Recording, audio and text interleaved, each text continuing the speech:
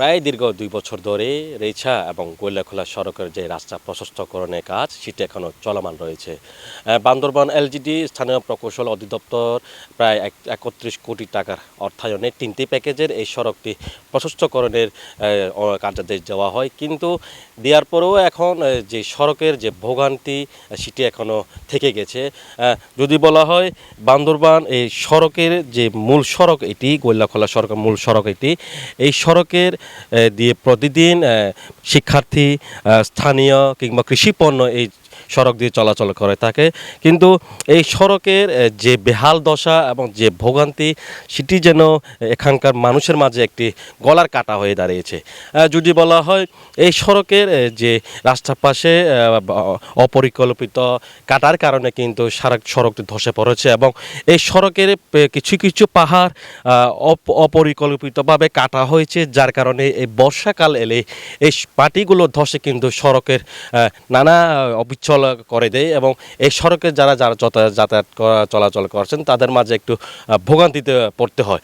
আর যদি বলা হয় এই সড়কের যে রাস্তা প্রশস্তকরণের কথা বলা হয়েছে, এই রাস্তা প্রশস্তকরণে যে চারপাশে যে গাছগুলো রয়েছে, প্রাকৃতিক সবুজে যে ঘেরা রয়েছে সেটিও তারা কেটে ফেলেছেন।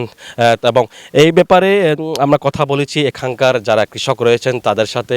তারা যেটি বলেছেন যে এই সড়ক প্রশস্তকরণের কারণে যে সড়কের দুই পাশে যেসব পতিত সঙ্গে যে জমি রয়েছে সেই জমি কিন্তু অপরিকল্পিতভাবে ধ্বংস করা হয়েছে।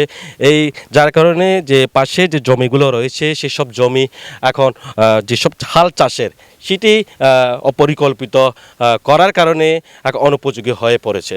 কৃষকরা যেটি অভিযোগ করছেন এই সড়ক নির্মাণ করার কারণে যে জমি রয়েছেন সেটি ভাঙার কারণে কিন্তু এখনও তারা ক্ষতিপূরণ পায়নি বলে তারা একটি অভিযোগ করেছেন। এবং এই সড়কে যে জমির পাশে যেসব ড্রেন এবং যে গাইডওয়াল দেওয়া হয়েছে সেটিও কিন্তু একটু পুরোটাই নাজেহাল অবস্থা এবং নিম্ন সামগ্রী দিয়ে তৈরি করা হয়েছে বলে আমাদেরকে এখানকার মানুষ জানিয়েছেন।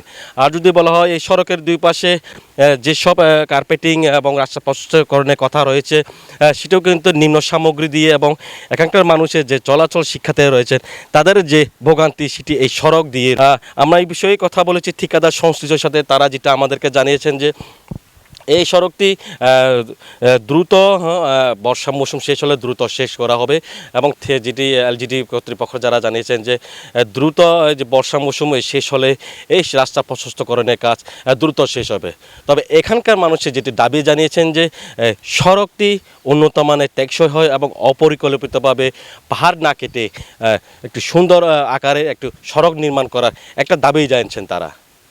এই ছিল বান্দরবান থেকে সর্বশেষ খবর।